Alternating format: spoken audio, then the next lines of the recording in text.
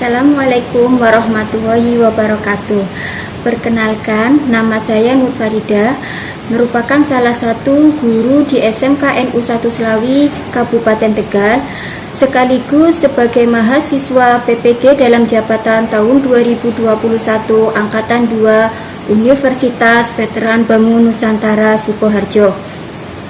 Pada hari ini, saya akan melakukan video pembelajaran peer teaching yang mana sebagai tindak lanjut dari pembuatan rencana pembelajaran yang telah dibuat. Pembelajaran daring ini meliputi dua tahap. Yang pertama yaitu dengan media pembelajaran melalui Google Classroom dan WhatsApp Group sebagai pembelajaran asinkronusnya, dan untuk pembelajaran sinkronusnya yaitu melalui Google Meet. Assalamualaikum warahmatullahi wabarakatuh. Waalaikumsalam warahmatullahi wabarakatuh. Selamat pagi anak-anak. Selamat pagi Ibu. Pagi Bu. Bagaimana kabar kalian hari ini? Alhamdulillah baik Ibu. Kalau Ibu menanyakan kabar, kalian jawab ya. Alhamdulillah, saya sehat, saya hebat. Oke, kita ulangi lagi. Bagaimana kabar kalian hari ini? Alhamdulillah, saya sehat, saya hebat.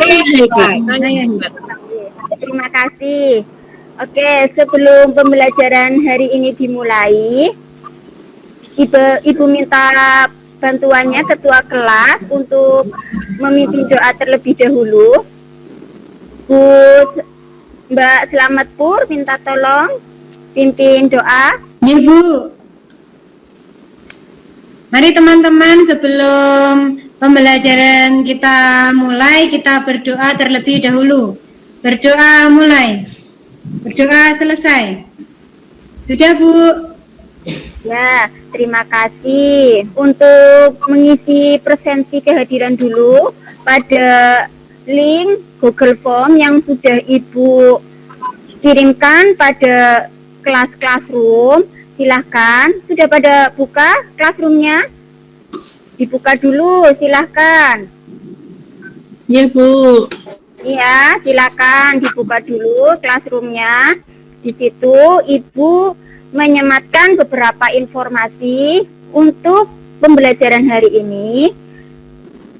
Ibu akan menanyakan dulu, masih ingat nggak kalian pembelajaran yang kemarin, minggu yang lalu? Coba, Bu Eki, Mbak Eki masih ingat nggak? Kemarin kita belajar masih, apa ya? Kemarin kita belajar penyajian data distribusi frekuensi ya Bu ya? Iya, pintar, berarti Mbak Eki masih ingat. Ibu ingin menjelaskan yaitu manfaat yang sering kalian jumpai dalam kehidupan sehari-hari mengenai pembelajaran pada hari ini, yaitu tentang ukuran pemusatan data. Ada yang tahu nggak manfaat atau contoh yang sering kita temui dalam kehidupan sehari-hari mengenai ukuran pemusatan data? Coba, Mbak Muflihatul, tahu nggak? Ibu, iya, kegiatan posyandu untuk mengukur berat badan balita. Oh iya, bisa. Ini Ibu akan menampilkan slide, sudah kelihatan? Anak-anak semuanya? Sudah Ibu. Sudah Bu. Ini penjelasan tadi Mbak Muflihatul, betul sekali. Pernahkah kalian melihat aktivitas ibu-ibu PKK di posyandu di daerah kalian? Nah, di situ kadang ada kegiatan penimbangan berat badan, ada pengukuran tinggi badan, pengukuran lingkar kepala. Nah, itu semuanya biasanya itu dilakukan sebelum pemberian vitamin atau vaksin. Tujuannya yaitu agar kalian mengetahui kondisi umum pertumbuhan dan gizi dari balita tersebut. Nah, salah satu yang digunakan pada masalah ini bisa kita menggunakan ilmu statistik, yaitu menghitung nilai rata-rata dari data yang terkumpul. Nah, materi pada hari ini itu kita akan menentukan nilai rata-rata. Ini kompetensi dasarnya. Kompetensi dasar pengetahuannya yaitu menganalisis ukuran pemusatan data tunggal dan data kelompok. Tetapi nanti Ibu akan menjelaskannya hanya untuk data kelompok ya. Indikatornya apa? Ini yaitu menemukan nilai rata-rata atau mean, mengkonstruksi masalah kontekstual yang berkaitan dengan nilai rata atau mean, kemudian menyelesaikan masalah kontekstual yang berkaitan dengan nilai rata-rata atau mean. Dari indikator ini, Ibu turunkan menjadi tujuan pembelajaran. Nah, tetapi sebelum pembelajaran dimulai, kemarin Ibu sudah membagi kalian kelompok ya. Masih ingat enggak kelompoknya? Ibu bagi menjadi 2 kelompok. Dari kelompok itu nanti kalian silakan diskusikan LKPD yang sudah Ibu share linknya pada Google Classroom ya. Kembali lagi ke permasalahan yang tadi yang sudah dicontohkan oleh Mbak Mufli, yaitu mengenai pengukuran tinggi badan atau berat badan balita ya. Dari masalah itu kita kembangkan.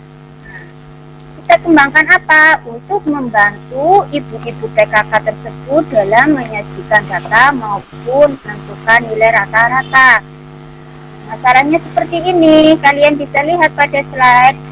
Pada aktivitas ibu-ibu PKK di Posyandu Melati diperoleh data berat badan balita dalam tabel distribusi sebagai berikut.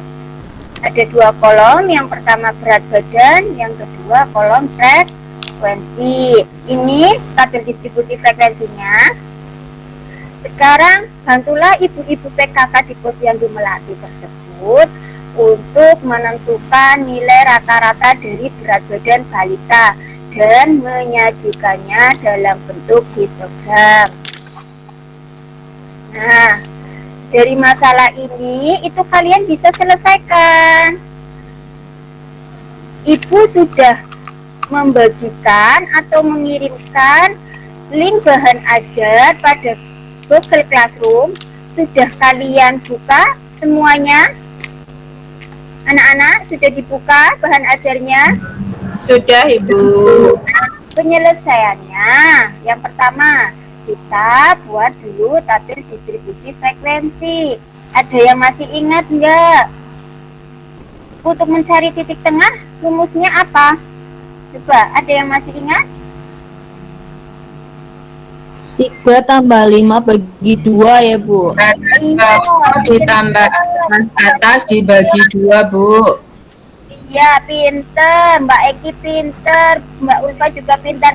Yaitu setengah kali batas bawah ditambah batas atas. Dari data yang kalian peroleh pada tabel ini, kalian masukkan ke dalam rumus mean, yaitu sigma dari if I kalikan xi untuk I sama dengan 1 sampai N dibagi sigma if I dari I sama dengan 1 sampai N. Dari tabel distribusi frekuensi selanjutnya kalian bisa sajikan dalam bentuk histogram. Sekarang Ibu menanyakan, kalian sudah download LKPD-nya? Sudah, Bu. Download LKPD-nya?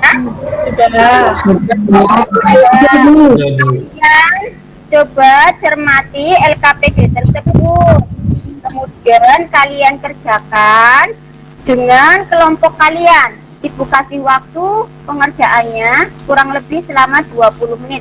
Nanti masing-masing kelompok untuk mempresentasikannya ya bersama teman-teman agar terjadi komunikasi yang interaktif.